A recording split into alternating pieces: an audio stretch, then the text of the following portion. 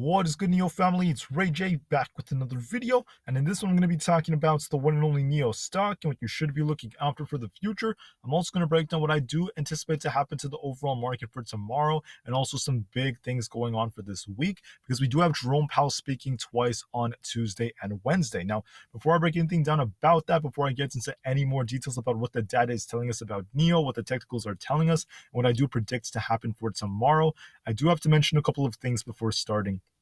Firstly, I'm not a financial planner. Make sure you take none of this as financial advice whatsoever. And also, if you guys can, please smash the like button if you want to see more videos like this. It not only benefits me, it benefits the entire NIO community as a whole.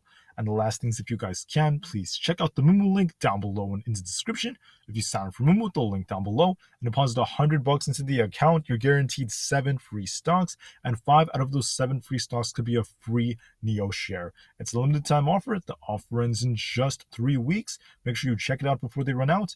With that out of the way, let's get on with the video. NIO was up about 5.28% for the day on Friday, and the whole market did get a bit of a rally. However, as NIO is getting higher, we can actually see the MACD getting a little bit tighter as we continue to climb, and that shows that resistance is going to slow NIO down a bit in this area. Now, we also have a key supply zone way up here, and I do believe this might slow us down, especially because of the fact that Jerome Powell is coming up kind of soon. So all of this in turn might slow the market down, cause a bit of a pullback, and whether or not the market ends up establishing a higher low than before will depend on Jerome Powell. Now, it's very possible from a technical standpoint that the market will come down, establish a higher low compared to like these, and then end up pushing up later on. But once again, that will depend on Jerome Powell. Now, let me break down some important things about NIO first before I get into more details about the technicals. Right now, NIO actually has some very, very luxurious looking spaces for their users. This allows them to actually express themselves, share, and experience very awesome moments together. One of the biggest things that makes a company fundamentally strong would be their customer service. Do they value the customer? How is the customer feeling? And this is something that NIO really excels at, and that makes me very confident for the long-term future. But for the short term, I do want to break down something else, and that is we're going to have a lot of fluctuations coming very soon. There's not much coming out tomorrow, but on Tuesday, Jerome Powell is going to be testifying in front of the U.S. Congress. He's also going to be doing it on Wednesday. So one of these days it's going to be in front of the House. The other day it's going to be in front of the Senate. On the first day, I think Jerome Powell is going to be speaking basically 30 minutes after the market opens on Tuesday, and then also on Wednesday. So it wouldn't be surprising to me if the market actually pulls back just a little bit in anticipation of the event. So I am anticipating a slight pullback. Maybe the market pushes up a little more than pulls back. That's going to be completely fine and completely normal. Now, like I said before, whether or not this whole rally continues will depend heavily on what the big guy ends up saying. As far as NIO goes, however, NIO has a pretty decent sized market cap still. It's not necessarily a super tiny company. I think that's something that a lot of people get wrong when looking at the share price. It still is worth over 10 billion. And looking at the overall price price ratio, however, NIO has been underperforming relative to the market. So that tells me that I don't expect NIO to just explode during a time like this. But I do believe that if the market does continue to rally, this could help NIO at least to some degree. Now, NIO is quite oversold, but you always have to remember the saying, what goes down could always go lower, but at the same time, what goes up could always go higher. So it's kind of like a mix of two worlds. It's a mix of two things. So please, please, please be ready for lots of volatility in the future.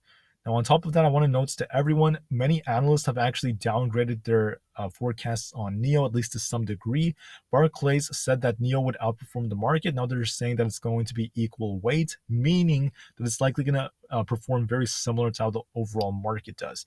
JP Morgan is now neutral. They're not as bullish on NIO, but Mizuho, I don't know if I said that right, but Mizuho is actually giving NIO a buy rating. So most analysts right now tend to be more neutral. Some of them are still more bullish, but not as bullish as before after what happened during earnings. So please be ready for that. This could negatively affect the price going into like the more medium-term future. But for the long term, once again, the good news was the deliveries. NIO had a pretty good deliveries report for February.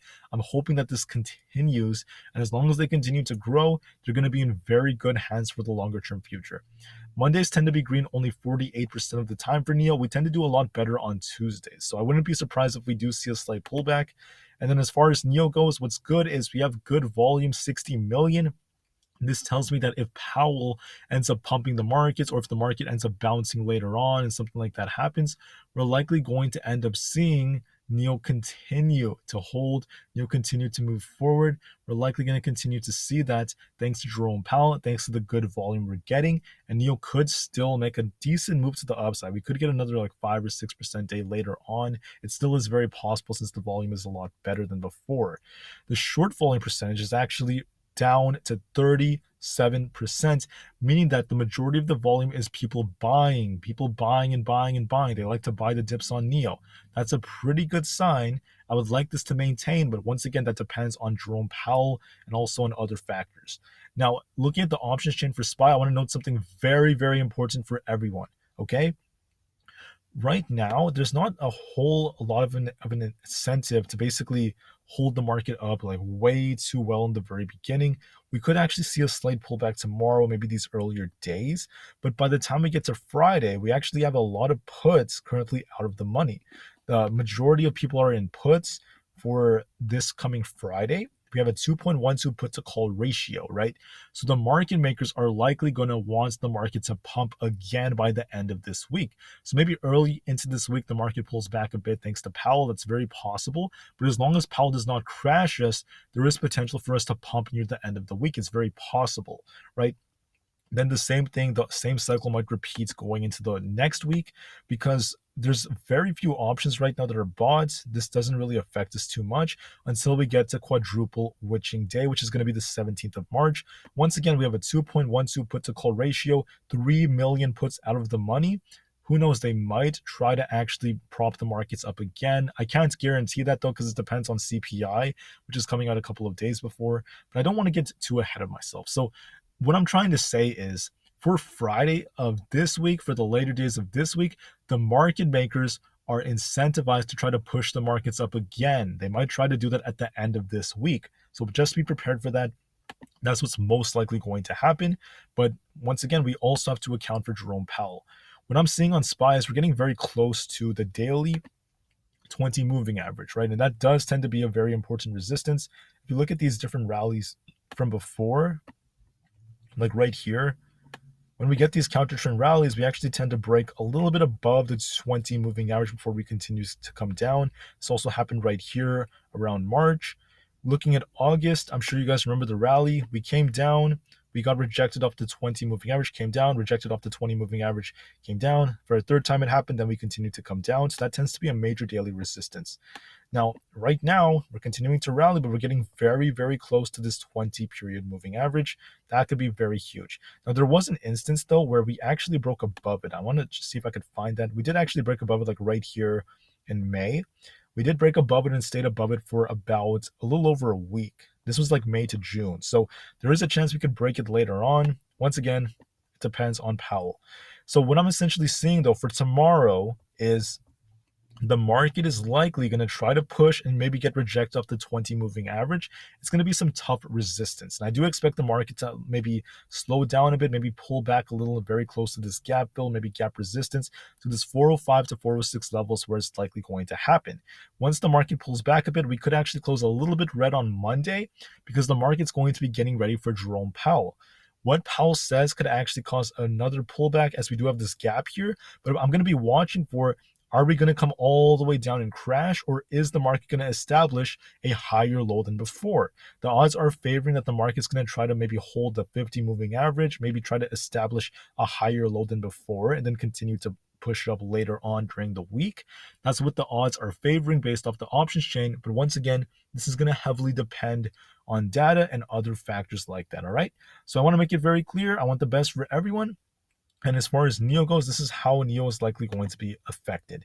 NIO is likely, in my opinion, she's likely going to try to get this gap fill. I don't know if she's going to fill it all the way. She might try to get to about gap resistance.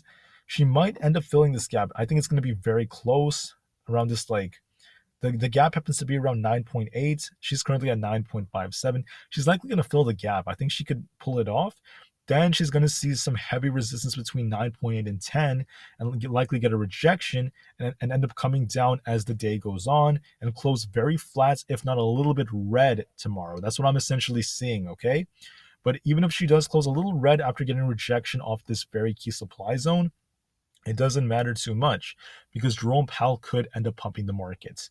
Now, if the market does pump, let's just say Jerome Powell pumps us, or if we pull back a little bit off Powell and then later on Wednesday he ends up pumping us, or if the market pumps later on, whatever, all of this does not matter as much. Even if the market does end up pumping more, like going into like next week, maybe the end of this week, even if that happens, it does not matter too much because on the 14th of March, we have CPI coming out.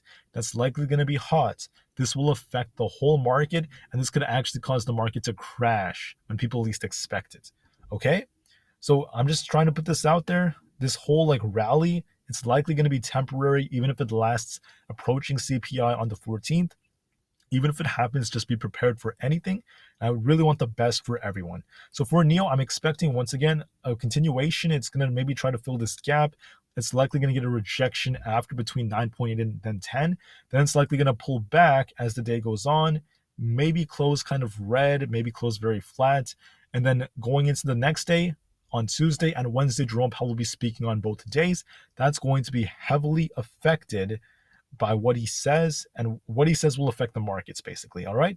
So with that said, thank you all so much for listening. Have an absolutely incredible rest of the day, and I'll see you guys in the next one. NIO to the moon, because the long-term future is still incredibly bright, and peace out.